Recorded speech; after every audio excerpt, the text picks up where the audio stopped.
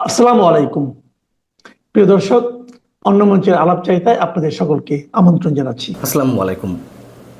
আওয়ামী লীগ সরকারের 15.5 বছরের বিভিন্ন ধরনের বিতর্কিত কর্মকাণ্ড তো অবশ্যই ছিল, নানান ধরনের অপকর্মও ছিল। সেগুলোর বিরুদ্ধে মানুষের ক্ষোভ পুঞ্জীভূত হচ্ছিল, মানুষের মধ্যে অন্য ধরনের একটা আবেগ কাজ করছিল শেখ হাসিনা সরকারের বিরুদ্ধে।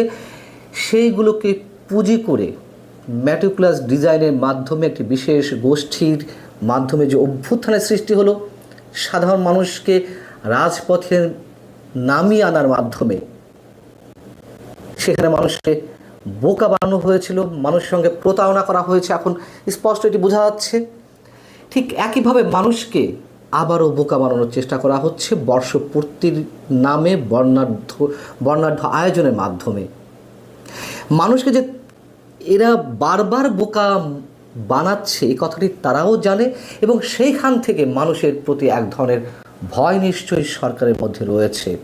নইলে বর্ষপূর্তির এই বর্ণাঢ্য আয়োজনের ঠিক পূর্বক্ষণে কেন ছাত্র প্রতিনিধি হিসেবে উপদেষ্টা পরিষদে থাকা তথ্য ও সম্প্রচার বিষয়ক উপদেষ্টা মাহফুজ আলম তার ফেসবুকে এমন স্ট্যাটাস দেন যে 1-11 পদধ্বনি শোনা যাচ্ছে?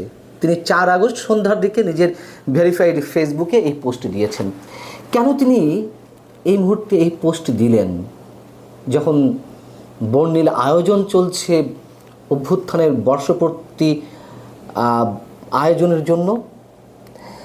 1/11 কীভাবে সৃষ্টি হয়েছিল সব তো আমরা জানি, এবং 2024-এ 5 আগস্ট অভ্যুত্থানের পরপরই সেনাবাহিনী তো ক্ষমতা নেয়ার একটা মোক্ষম সুযোগ ছিল, নেয়নি তো। এবং এই 1 বছরের মধ্যে অনেক ধরনের জঘন্য বিতর্কিত কাজ এই সরকার করেছে। মানুষের যে রোষ সেটির প্রকাশ ঘটেছে। সেনাবাহিনী ক্ষমতা নিতে পারত, নেয়নি তো। কিন্তু তারপরেও মানুষকে যে বোকা বানানো হচ্ছে, সেই জায়গা থেকে সরকারের মধ্যে নিশ্চয়ই এক ধরনের আতঙ্ক কাজ করছে। সেনাবাহিনী যে কোনো সময় 1/11-এর ঘটনার পুনরাবৃত্তি ঘটাতে পারে। এই সরকার দেশটাকে এই 1 বছরে কোথায় নিয়ে গেছে মানুষ যেমন জানে, নিশ্চয়ই সরকারের নীতি নির্ধারকরাও তারাও বেশ ভালো জানে। যেমন জাতীয় এবং আন্তর্জাতিক পর্যায়ে তো সরকারের বিভিন্ন কর্মকাণ্ড নিয়ে গত 1 বছর ধরে অসংখ্য রিপোর্ট প্রকাশিত হয়েছে সরকারের বিরুদ্ধে, এবং যার সবশেষ উদাহরণ হচ্ছে অ্যাসোসিয়েটেড প্রেস, আন্তর্জাতিক বার্তা সংস্থা। তারা 4 আগস্টে একটি রিপোর্ট প্রকাশ করেছে, হয়তো অনেকেই আপনারা দেখেছেন রিপোর্টটি। সেই রিপোর্টের শিরোনাম কি? শিরোনাম হচ্ছে a year after a bloody uprising, Bangladesh is far from political stability. রক্তাক্ত বিদ্রোহের 1 বছর পরও বাংলাদেশ রাজনৈতিক স্থিতিশীলতা থেকে অনেক দূরে, বরং ক্রমান্বয়ে তা আরও জটিল হয়েছে, ঘনীভূত হয়েছে। সেটি এই রিপোর্টে তুলে ধরা হয়েছে। এখানে বলা হচ্ছে যে রক্তপাত ও প্রাণহানির পরেও উদার গণতন্ত্র, রাজনৈতিক সহনশীলতা এবং ধর্মীয় ও সাম্প্রদায়িক সম্প্রীতির সাথে উন্নত বাংলাদেশের সম্ভাবনা এখনও একটি চ্যালেঞ্জ। এবং এপি তার রিপোর্টে হিউম্যান রাইটস ওয়াচ, যদিও এ ধরনের আন্তর্জাতিক মানবাধিকার সংস্থা নিয়ে অনেক ধরনের বিতর্ক রয়েছে, তারপরও এই সংস্থাটির এশিয়া বিষয়ক উপপরিচালক মীনাক্ষী গাঙ্গুলির একটি ইন্টারভিউ এখানে তুলে ধরা হয়েছে, তার বক্তব্য তুলে ধরা হয়েছে। মীনাক্ষী গাঙ্গুলি যেটি বলছেন যে 1 বছর আগে শেখ হাসিনার শাসনের বিরোধিতা করে প্রাণঘাতী সহিংসতার মুখোমুখি হওয়া হাজার হাজার মানুষের আশা অপূর্ণ রয়ে গেছে। যারা অধিকার সম্মানিত গণতন্ত্র গড়ে তুলতে শেখ হাসিনার অপমানজনক শাসনের বিরোধিতা করেছিলেন, তাদের আশা অপূর্ণ রয়ে গেছে। এবং এখানে বলা হচ্ছে আরও ভয়ঙ্কর বাস্তবতাটি তুলে ধরা হয়েছে, এবং বলা হচ্ছে যে একটি বিশেষ গোষ্ঠীর সহিংসতা, প্রতিদ্বন্দ্বী দল ও গোষ্ঠীর ওপর রাজনৈতিক আক্রমণ এবং ধর্মীয় কট্টরপন্থীদের নারী অধিকার ও দুর্বল সংখ্যালঘু গোষ্ঠীর প্রতি বিদ্বেষ সবই বেড়েছে। তার মানে শেখ হাসিনা সরকারের সময়ের তুলনায় এই 1 বছর আরও বেশি বেড়েছে। এবং এখানে রিপোর্টটি বলছে যে মানুষের অনেকের মতে নতুন সরকার রাজনৈতিক প্রতিপক্ষ, বিশেষ করে হাসিনার সমর্থকদের লক্ষ্য করে নির্বিচারে আটক রাখছে। এপি আরও যে কথাগুলো বলছে তার অংশবিশেষ না বললেই নয়। এখানে বলা হচ্ছে বাংলাদেশিদের অধিকার রক্ষার চেয়ে হাসিনার সমর্থকদের উপর প্রতিশোধ নেওয়ার দিকে বেশি মনোযোগী বলে মনে হচ্ছে এই সরকারের প্রতি বলছে। তাহলে এই সরকার নিজে একটি পক্ষ, নিজে যে একটি পক্ষ, সেটি আবার টিআইবির একটি প্রতিবেদন এই যে অভ্যুত্থানের যে বর্ষপূর্তি তার একদিন আগে 4 আগস্টই তারা প্রকাশ করেছে। আমি আসছি সে বিষয়ে। এপির আরও দুটো লাইন একটু বলে নিই। এপি বলছে অন্তর্বর্তীকালীন সরকার হাসিনার শাসন আমলে তীব্র চাপের মধ্যে থাকা কথিত ইসলামপন্থীদের উত্থানের পথও পরিষ্কার করেছে।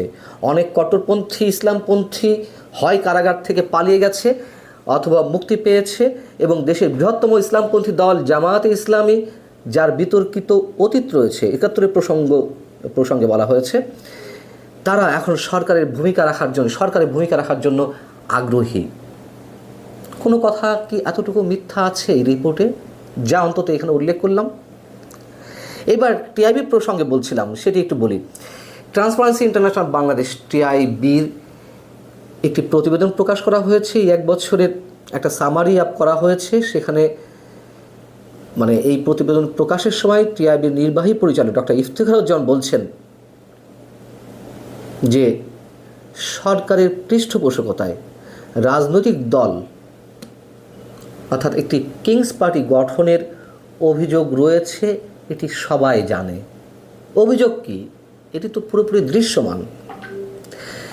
এবং টিআইবির প্রতিবেদনে বলা হচ্ছে নতুন রাজনৈতিক বন্দোবস্তের অংশ হিসেবে সুশাসন, দুর্নীতিমুক্ত, জনগণের কাছে অঙ্গীকারবদ্ধ রাজনৈতিক শক্তি হিসেবে বিকশিত হওয়ার কথা থাকলেও অনেক ক্ষেত্রে তারা প্রশ্নবিদ্ধ হয়েছে।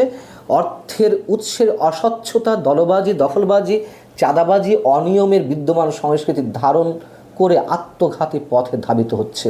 একথা বহু আগে থেকে বলে আসছি।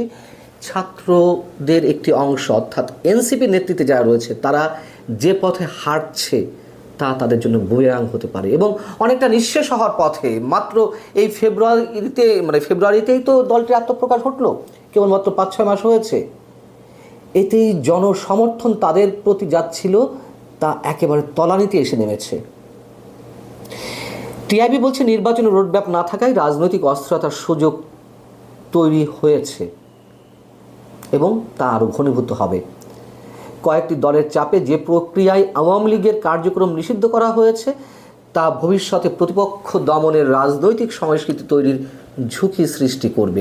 বিচার, নির্বাচন, রাষ্ট্র সমস্যা সহ নানা ক্ষেত্রে উদ্যোগ নেওয়া হলেও অন্তর্বর্তী সরকার বিগত 1 বছরে বড় ধরনের চ্যালেঞ্জের মুখে পড়েছে। এই যে বড় ধরনের চ্যালেঞ্জের মুখে পড়েছে, কার কারণে, কী কারণে? তাদের তো নানান ধরনের উদ্দেশ্য আছে ক্ষমতা দখল করে টিকে থাকার। এই এনসিপি এবং জামায়াতে ইসলামীর যে ডিজাইন, যে পরিকল্পনা, তাদের নির্বাচন ছাড়াই তারা টিকে থাকতে চায়। এটি এপি রিপোর্টে যেমন এসেছে, টিআইবি রিপোর্টে এসেছে, আরও অসংখ্য আন্তর্জাতিক গণমাধ্যমে মানে একের পর এক আসছে। এটা তো সাম্প্রতিক 2টি রিপোর্টের কথা উল্লেখ করলাম। অতএব মাহফুজ আলমরা জানেন, ডক্টর মোহাম্মদ ইউনূসরা জানেন যে তারা কতটা গণমানুষের বিপক্ষে অবস্থান করছেন, গণমানুষের চাহিদার বিপরীতে, আকাঙ্ক্ষার বিপরীতে তারা অবস্থান করছেন। সেই জায়গা থেকে 1/11-এর যে ভীতি তাদেরকে তাড়িয়ে বেড়াচ্ছে, এটি নিশ্চয় অমূলক কিছু নয়, এবং সেটি প্রকাশ হয়ে পড়ছে তাদের বক্তব্য, বিবৃতি, ফেসবুক স্ট্যাটাসের মাধ্যমে। এসব আয়োজন কোনো লাভ হবে না। এই যে বর্ণিল আয়োজন, বর্ণাঢ্য আয়োজন, 8 জোড়া ট্রেন, 16টি ট্রেন ভাড়া করা হয়েছে, ঘোষণাপত্রের দিন 5 আগস্ট যে ঘোষণাপত্রটি উত্থাপন করবেন ডক্টর মোহাম্মদ ইউনূস, এত সব আয়োজন সবই চলে যাবে। সাময়িক একটা উত্তেজনা, সবসময় আমি এই শব্দটা উচ্চারণ করি, কিন্তু তারপর দেখা যাক তারপর কি হয়।